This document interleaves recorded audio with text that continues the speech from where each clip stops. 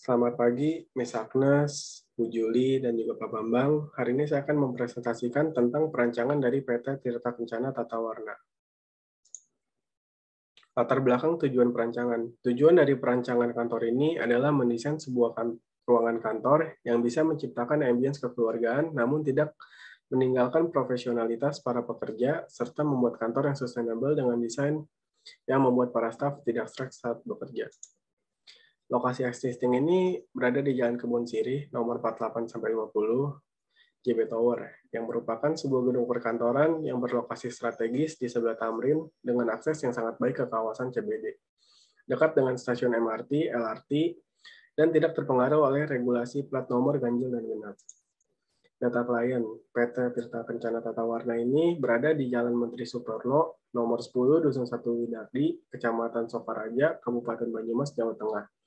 Tirta Kencana Tata Warna ini adalah perusahaan yang bergerak dalam distributor cat Avian dan furniture Olimpik.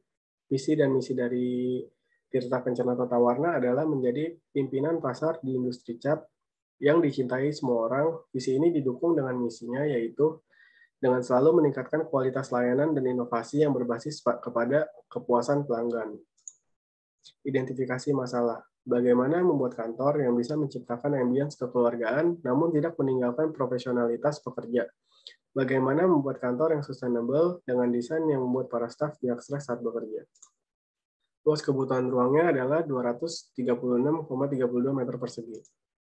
Lantai yang terpilih adalah lantai 11 karena memiliki kelebihan suara bising dari kendaraan yang tidak begitu terdengar. Lantai terbaik untuk bangunan office karena jika terjadi keadaan darurat, tidak lama untuk turun ke lantai dasar karena masih termasuk di lantai low zone. Kekurangannya adalah city view yang kurang tinggi sehingga tidak sebaik atau sebagus dengan lantai-lantai pada di high zone. Ini adalah flow activity dari staff yang datang ke kantor, absen dengan ID card, menggunakan lift untuk ke kantor, melakukan pekerjaan, melakukan meeting, dan pulang ke kantor. Matriks ini digunakan untuk menentukan kedekatan dari suatu ruang. Ruang direktur yang dibuat tidak berdekatan dengan staf ini bertujuan untuk agar tidak terganggunya dengan aktivitas para staf yang sedang melakukan pekerjaan. Sedangkan ruang supervisor dan kepala cabang dibuat tidak terlalu jauh dan dekat karena masih ada pekerjaan yang memerlukan koordinasi kepada direktur. Bubble diagram ini untuk menunjukkan seberapa jauh dan dekat ruangan, lalu ruangan apa saja yang termasuk area publik, semi-private, dan private. Area workstation dibuat berdekatan dengan ruang kepala cabang dan supervisor agar memudahkan komunikasi karena sering berhubungan. Sedangkan ruang direktur dibuat agak jauh agar para petinggi kantor ini tidak terganggu dengan aktivitas para staf, serta meeting room berada di dekat ruang direktur agar tidak jauh untuk menuju ruangan tersebut. Sedangkan untuk para staf dan kepala cabang, supervisor dapat menggunakan area diskusi untuk mendiskusikan hal-hal terkait pekerjaan. Ini adalah zona yang terpilih. Kelebihannya itu adalah untuk para direktur ini memiliki akses ke eksekutif lift yang lebih dekat, mendapatkan city view pemandangan dari Wisma Mandiri dan Jalan Tamrin, dekat dengan pantry, dekat dengan toilet, dekat dengan tangga darurat, dan mendapatkan view sunset. Area antara direktur dan staf terbagi menjadi 2 klaster. Kekurangan itu mendapatkan sinar matahari pagi. Berikut adalah grouping yang terpilih.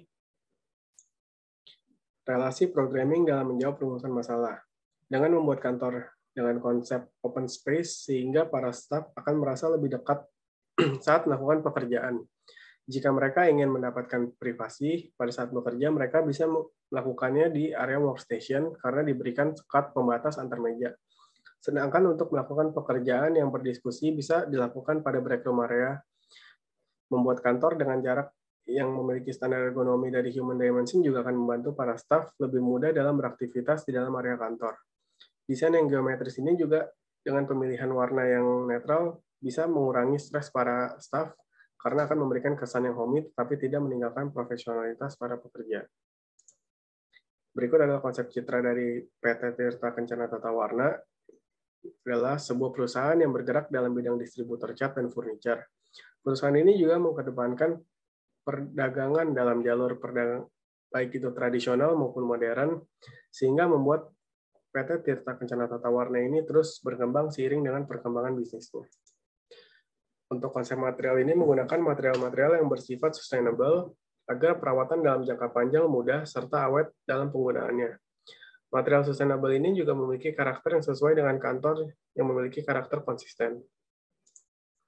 Untuk konsep warna, penggunaan neutral tones ini memiliki sifat netral. Dengan warna yang netral ini menciptakan perasaan yang tenang serta tidak meninggalkan unsur profesional dalam bekerja.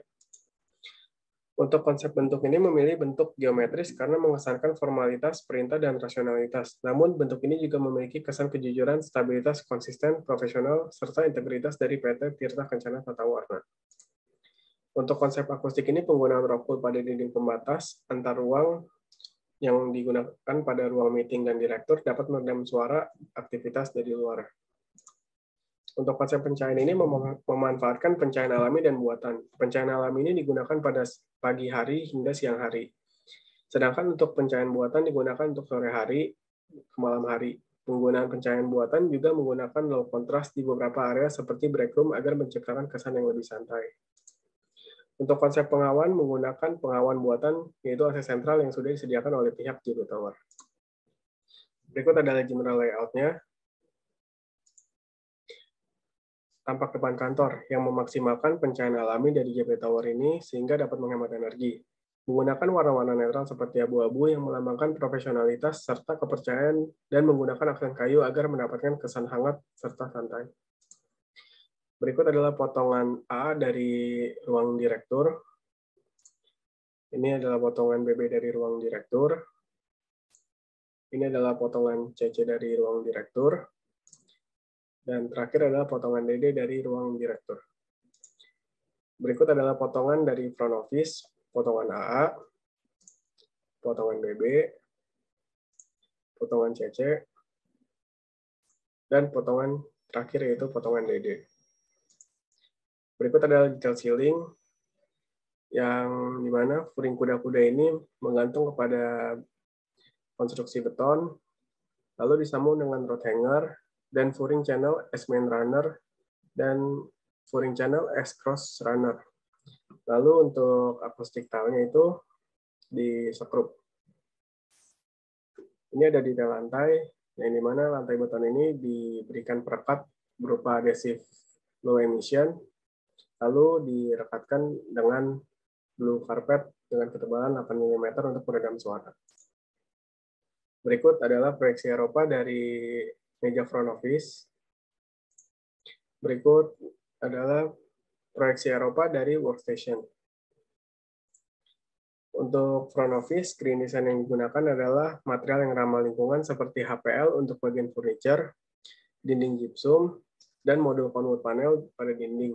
Memaksimalkan penggunaan pencahayaan alami yang berasal dari fasad gedung JB Tower, lalu pemanfaatan conwood sebagai pengganti kayu. Untuk konsep, bentuk geometris yang digunakan melambangkan profesionalitas serta kestabilan dari perusahaan. Keseimbangan dan simetris dapat terlihat dari dinding yang didesain dengan motif persegi panjang secara berulang-ulang atau repetitif. Berikut adalah director office yang green design-nya penggunaan material ramah lingkungan, HPL untuk bagian furniture, dinding gypsum, dan modul conwood panel ACP untuk dinding. Memaksimalkan penggunaan pencahayaan alami yang berasal dari fasad gedung JB Tower, penggunaan lem dengan kadar emisi yang rendah untuk proses instalasi furniture dan karpet.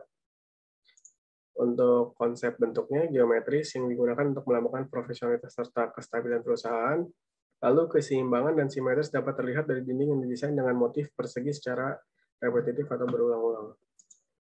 Berikut adalah aksonometri dari ruang direktur. Ini aksonometri yang kedua.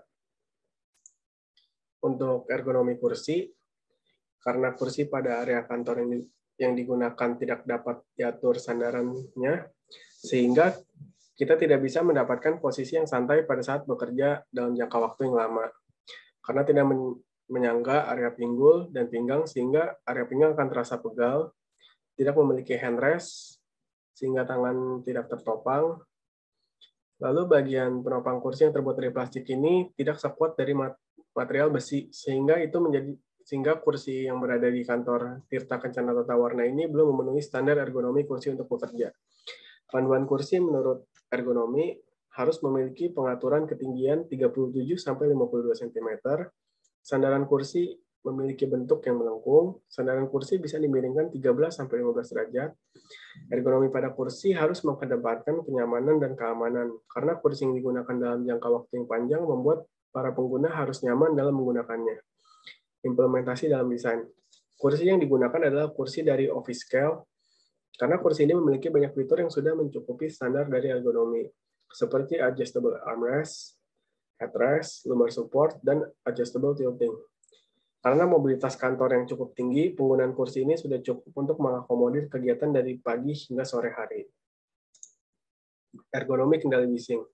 Masalah ergonomi dari kantor existing adalah suara bising yang terdengar pada saat terjadi aktivitas di dalam kantor. Karena kantor tidak memiliki ruang meeting, maka tidak ada privasi pada saat melakukan diskusi.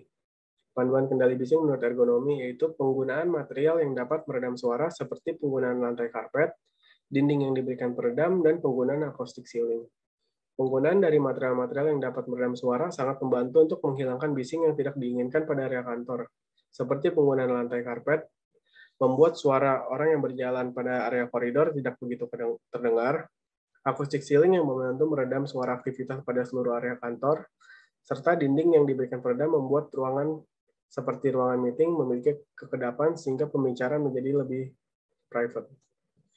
Seperti yang dapat dilihat, penggunaan karpet pada seluruh area kantor ini dapat meredam suara karena karpet memiliki ketebalan 8 mm dan memiliki kemampuan untuk meredam suara yang baik. Sekian presentasi dari saya, terima kasih.